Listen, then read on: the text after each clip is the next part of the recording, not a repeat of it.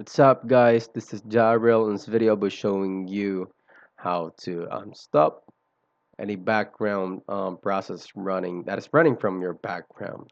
Now, first thing you have to do is go to settings, and this here, all you do is go to app management on your settings, then look for the application that you would like to stop from background processes. Now, in this case, let's say Gmail. Now, Gmail is a system application that we will be unable to force stop this one to stop this from running in the background. We have to, like, let's say Facebook.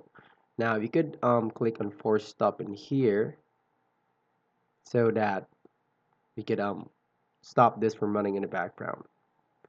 Now, by doing so, that would stop Facebook from running in a background processes and as well as other apps as long as it's not a system application. Now, guys, this is how you stop any background processes from any application in Android. If you like this video, make sure to hit like and subscribe.